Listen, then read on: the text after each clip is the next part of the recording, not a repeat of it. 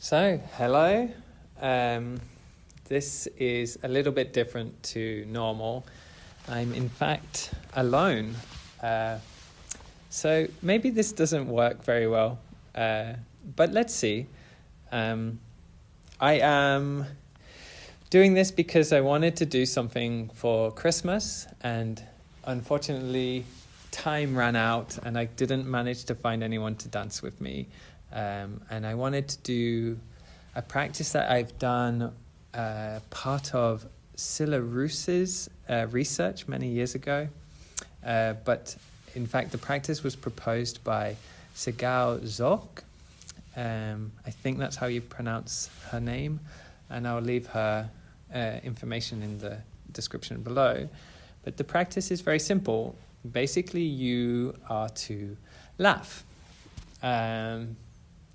And try to make yourself laugh for as long as possible. And you can fake it if it doesn't come naturally. And usually when you fake it, it starts to come naturally and stuff. It's really good with doing with other people because their laughter is contagious and it causes you to laugh and so on.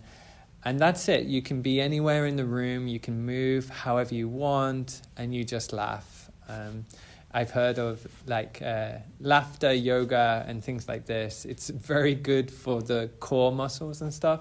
But I thought this would be ideal for sort of a Christmas episode, thinking of Santa, ho, ho, ho. And also my good friend Lucy Katama, I just saw now.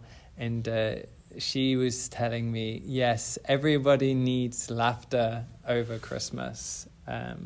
So hopefully you enjoy this. I recommend, I'm going to challenge myself and do it for 20 minutes, but at home you can do as long as you want. Have a little laugh to yourself, and then I'm going to come back and I'm going to reflect on how it was to do it.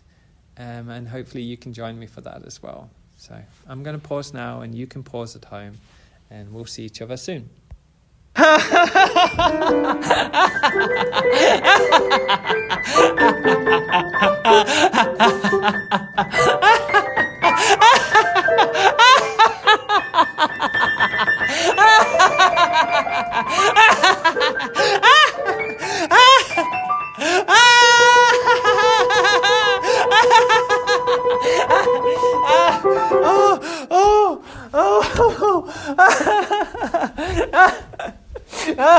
Okay. Sorry. We're back. Oh God. I didn't think I was going to be able to do that, and then I ended up going longer than I had planned. Wow, it's really intense. It's like at some point I'm just going to go through my thoughts as they came, since I don't have anyone to talk to. But at the first, I was like hyperventilating, like I felt like I was going to pass out. Like it almost felt like a trance, like a super strange sort of like feeling and contortion. And at some point, I didn't know whether I was faking it or if it was real. Like there's something about doing it alone as well, which is very intense, like that you don't have anyone else to sort of socialize with inside of the laughing, that it's really something very personal and very you're dealing with your memories of laughter and like the feelings of like what it has been to laugh and stuff. And at some point it's very blurry between crying and laughing, and as if almost that, you know, it's just a heightened state, physical state of anxiety, not anxiety, but like agitation, maybe, like the movement and the like ferocity of like the stomach, like blah, blah, blah, blah, like, and the diaphragm jarring, and then the jaw, like, and the throat and the tongue, like there's so much involved, and there's like different tensions in different parts of the body. And then like how like the laughing provides or causes like so many different sounds that I'm not like aware that I had, like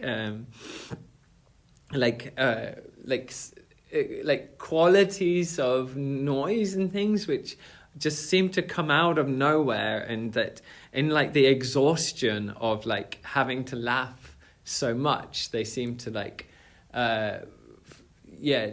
slip out inside and between the different laughters and stuff. And then there's also this quality I was finding of like laughing at how ridiculous everything is, how ridiculous life is, and how ridiculous this situation is, and my body and my movement and my memories and my thoughts, and like the laughter adds this layer of like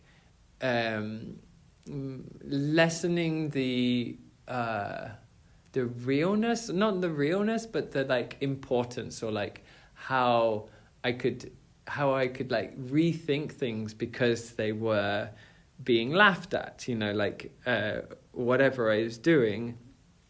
And then I felt like at some point it was almost like I was inventing new laughs that I didn't know I had, and a bit like the sounds, but that maybe laughs that I heard in other people and things like that.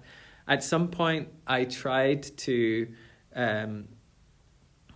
play the piano whilst I was laughing, which was very interesting because I can't play the piano, and there's this sort of like I'm laughing at myself playing, and that was a real, it was like, felt like I was trying to reenact some sort of Christmas scene where, you know, there's someone on the piano and everybody's singing beautiful Christmas songs, but there I am just laughing. There's a sort of beauty to it, and also that I'm doing it alone.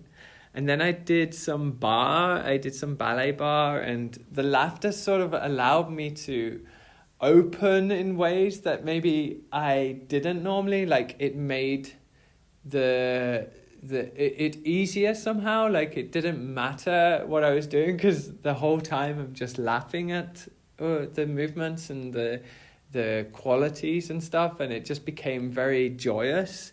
And then I started running around the room, which was also like very freeing and releasing. And then at some point I started to notice how my laugh changed in different parts of the room, how it got quieter, and how the room sound, because you're just making this continuous sound almost as you move around the room, and you start to discover like the different qualities of the room and how it affects the sound. And I think maybe I already said this, but definitely like there's just this quality of like, what am I laughing at? And like, at first I'm not laughing at anything, and then a thought comes and I'm like, am I laughing at myself? Am I laughing at my own thoughts, my thoughts of myself? And then they actually become funny because I'm questioning, like, are they funny? Like, are my thoughts funny? Am I funny? And then I start to see myself as funny and as ridiculous and as like odd or silly or humorous somehow. But also at some point I just started to feel like, what is laughter? Like what is this thing that I'm doing? And it's just this sort of crazy self-reflection, like as you're doing, like, "Ooh, wait, what am I doing?" And at many points I was like, okay, I don't know if I can do this for 20 minutes. It really hurts, and I go to give up. And I find the idea of giving up so funny. There's like this new release of like laughter, like going into like a sort of like weird cackle or ho ho ho, which like even causes more laughter. And at some point I had to think of Beavis and Butthead, because I was really in this like sort of like type of laughter. And all these memories of my childhood flooded in, of like laughing with my sister and how she would laugh and we would laugh together when we were children. And just these like really rich physical and emotional tones and qualities that are somehow in my body and in the laughter. So that they were my thoughts that I caught as I was dancing. But it also, after it had me think about like what is dance, and like, could this be a dance practice, or like in what way perhaps is this a dance practice? And I think there is something very, very dance about it. Like you assign this very simple task, but it's full of complexities of like, how do you laugh and in which way? And with those complexities is also like the question of like dealing with the conditions of your body, of life, of what it means to be and to exist, and all the meaning and value that is assumed or not assumed around like the experience of being. And also I have to think about how amazing this practice is, to that I can it generates a whole world of play and exploration and surprise. Like it's like the body takes over, its history, these stories, the laughter causing memories, and then like thought intervening to act, like to switch off the recording and stop, and then that causing me to find that funny, and then causing more different laughter and for the thing to continue. How like we're sort of like carried by this dance, and me, or that I think one can be. And I think it's really interesting in terms of motivation, because so often we don't laugh for 20 minutes just for the sake of laughing, right? And a lot of dance is about doing something that you wouldn't necessarily do for a period of time, unless you choose to do it. Like the movements and the body practices or qualities are very specific and situated and complex, or abnormal maybe, or inefficient, like, and then to really spend time with them and to have that carry a sort of generative experience and joy to stay in it and go further, and to have that motivation to be in an empty room, because that's what a dance studio is. I mean, I was really gifted by having a piano in this dance studio, but that's not always the case. And I would have found other things like I did with the different sounds of the room maybe, but that the dance practice allows me to be without for just 20 minutes, or maybe I should say to be with everything that exists when we don't distract ourselves with things that seem to be out there, that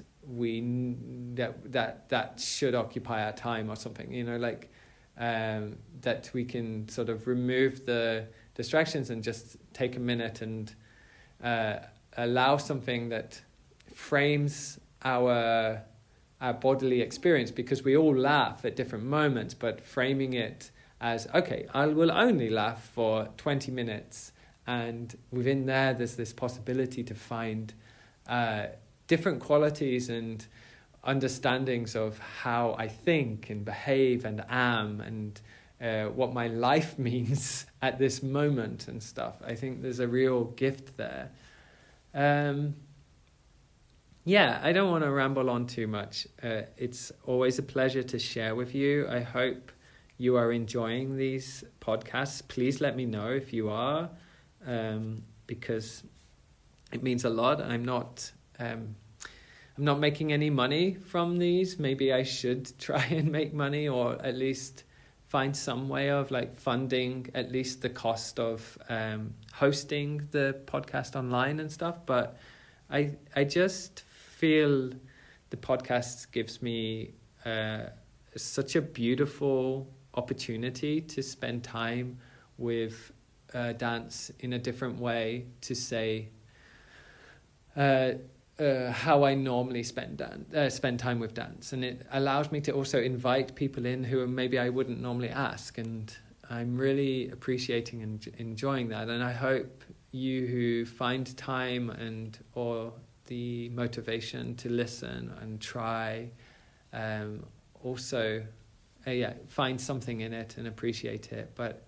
And if you do, I would so much appreciate hearing from you and how it is. And maybe we can do something together. Maybe we can do a practice together, or maybe you have a practice that we could do together and make a recording and reflect upon. But also, if you have some anecdotes and stuff, I'd so appreciate it. Thank you so much for listening.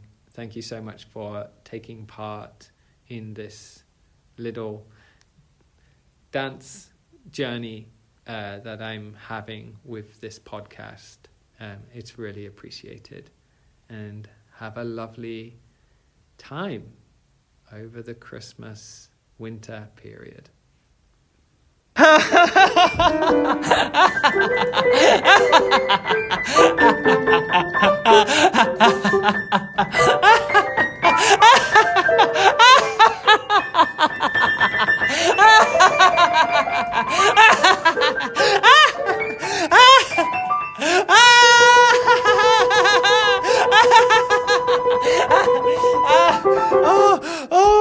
Oh,